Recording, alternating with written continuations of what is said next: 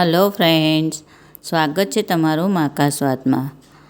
આજે આપણે ઉનાળાની ગરમીમાં એકદમ ઠંડક આપે તેવો છાશનો મસાલો બનાવીશું। રેસીપી પસંદ પડે તો ચેનલને સબસ્ક્રાઈબ કરવાનું બિલકુલ ભૂલતા નહીં અને બાજુમાં રહેલા બેલ આઇકનને પણ જરૂરથી પ્રેસ કરજો, જેથી તમને મારા નવા વિડીયોની નોટિફિકેશન મળતી રહે। અને આજે આપણે જે પણ ઇન્ગ્રીડિયન્ટ્સ લીધા છે તે આપણા પેટની ગરમીને ઠંડક આપે અને ખાવાનું પણ સારી રીતે પચાવે એવા લીધા છે। તો ચાલો રેસીપી શરૂ કરીએ। છાશનો મસાલો બનાવવા માટે મેં આ 2 કપ ફુદીનાના પાન લીધા છે, અડધો કપ લીમડીના પાન અને 2 કપ લીલા ધાણા, એને મેં થોડીક દાંડી સાથે જ લીધા છે। હવે આ બધાને આપણે પાણીમાં સરસ ડુબાડીને રહેવા દઈશું, જેથી એની અંદર માટીનો ભાગ હોય તે પાણીમાં બેસી જાય। 10 મિનિટ આવી રીતે પાણીમાં રાખ્યા પછી આપણે એને એક કાણાવાળા વાસણમાં લઈ લેવાના છે, જેથી એ સરસ એકદમ કોરા થઈ જાય। અને આવી રીતે છૂટા છૂટા થોડા કરી દેવાના।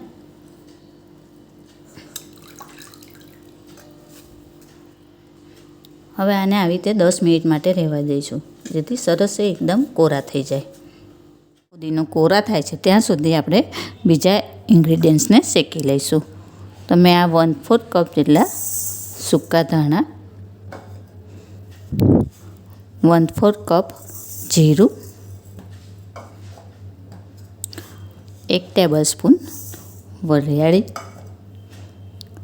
અને 1 ટીસ્પૂન આખા મરી, અને આ બધી વસ્તુને આપણે ધીમા તાપે શેકી લેવાની છે।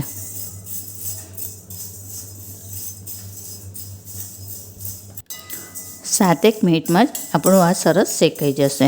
એની અંદરથી સુગંધ આવવા લાગે એટલે આપણે ગેસની ફ્લેમ બંધ કરી દેવાની અને આને બરાબર ઠંડુ થવા દેવાનું। જો આ આપણે એકદમ સરસ ઠંડા થઈ ગયા છે, તો આને આપણે એક મિક્સર જારમાં લઈને એનો પાવડર બનાવી દઈશું।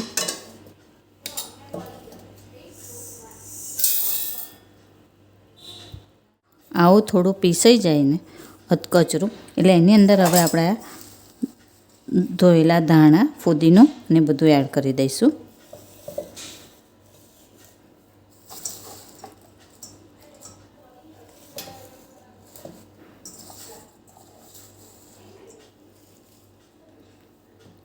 અને એમાં એક આદુનો ટુકડો પણ એડ કરીશું।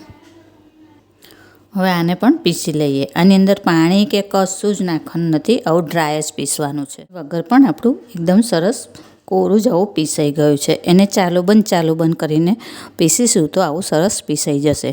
હવે આને આપણે એક પ્લેટની અંદર લઈ લઈશું। આવી રીતે એક પ્લેટમાં લઈને એને આવું છૂટું છૂટું કરી દેવાનું અને 2 દિવસ માટે એને પંખા નીચે આપણે કોરું થવા દઈશું।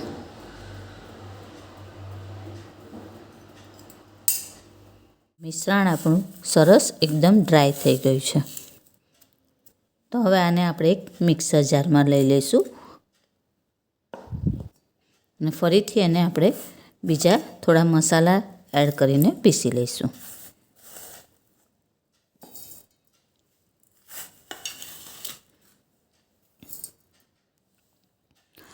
એક ટેબલસ્પૂન સંચર પાવડર,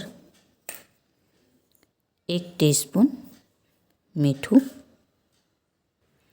અને 1 ટીસ્પૂન કાચું જીરું, એટલે શેક્યા વગરનું। આની અંદર આનો ટેસ્ટ ખૂબ જ સરસ લાગતો હોય છે। આપણે પહેલાં જીરું શેકીને એડ કર્યું અને હવે થોડું આવી રીતે કાચું એડ કરવાનું। અને આની અંદર જેટલા પણ ઇન્ગ્રીડિયન્ટ્સ આપણે લીધા છે એ બધા જ ઇન્ગ્રીડિયન્ટ્સ આપણી પેટને ઠંડક આપે એવા લીધા છે। તો હવે આને આપણે સરસ એકદમ પાવડર બનાવી લઈએ। જો એ એકદમ સરસ પાવડર થઈ ગયો છે, એને ચાળવાની પણ જરૂર ના પડે, એટલો સરસ પીસાઈ ગયો છે। ફ્રેન્ડ્સ, આવી જ બીજી અવનવી રેસીપી જોવા માટે મારી ચેનલને જોતા રહો, લાઈક અને શેર કરતા રહો। ચાલો ત્યારે ફરી મળીશું એક નવી રેસીપી સાથે। ત્યાં સુધી હેપી કુકિંગ। Thank you.